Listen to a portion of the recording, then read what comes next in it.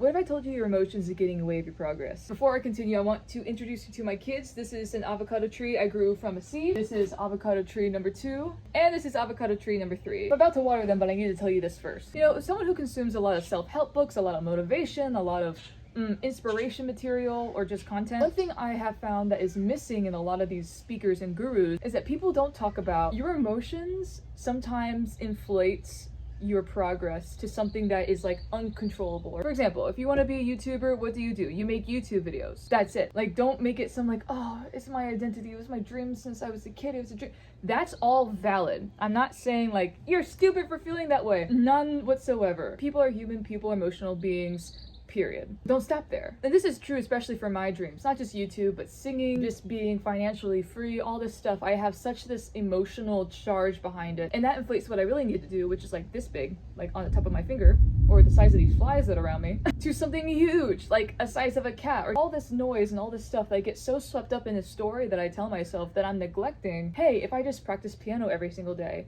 if I kept up with my contacts, if I kept learning new material, that's all I need to do in order to become a working musician. The actionable stuff is really all you need to focus on, not this emotional state of like, oh, I just want to be a singer, or this dreaming state. That will lull you to sleep. That will take away from the progress. At least for me, I'm preaching from the choir here. I wish I had this information a year or two ago, because I would have been eons ahead of where I am right now.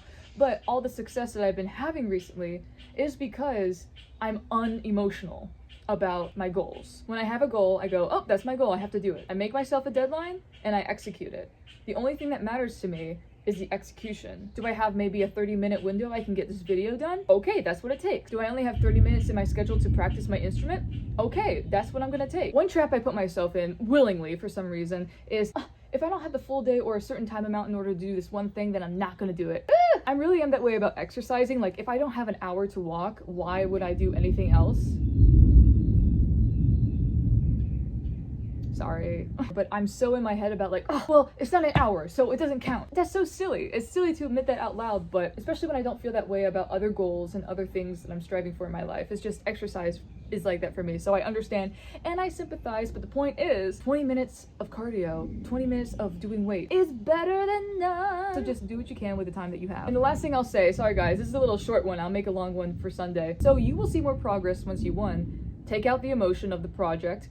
Just do it. Number 2, do what you can with the time you have. And number 3, just be consistent. That's literally it. You will accomplish anything you want in life. You just do those 3 things. All right, that is your project holy trinity. At least in my opinion and in my experience, that is what I have found out. As long as I do the work, don't make a whole story about it, just do it. For example, if you want to be a songwriter, what do? You write songs. But instead of writing songs, you get up in your head of being like, oh, comparison. Why did I not do this when I was younger? And what will my parents think? What will my family, friends, coworkers think if they find all this emotional stuff, right?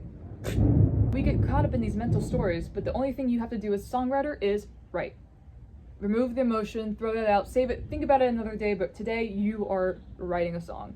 Number 2, if you work a full-time job but you want to be a songwriter on your off time, maybe during the time you're taking the restroom break, or just coming up with simple chord progressions during your commute, is all great practices for using the time that you have. Sure, we have the weekend, but we all know with full-time jobs, you want to socialize, you want to do other things. Maybe you're just tired because you have a physically laboring job. Do what you can. You don't have to spend the whole day writing songs. Just carve out a time and do it. And when you carve out Jeez, if I'm not fighting the sound of traffic, I'm fighting the sounds of nature. Okay, I'm almost done. And once you find that time, do it every single week. Make it a routine. It has to be part of your routine, especially if you want to. You will find a way. But that is literally all it takes to make your dreams come true. That's not my dog, so I'm not going to worry about that. Anyways, guys, greetings from Southwest Florida. I'm here with my little garden underneath an awning that my dad built to just remind you that you can achieve your dreams, okay? Everything just takes a little bit of time. Oh, that was lightning, so that's my cue to go. See you in the next one.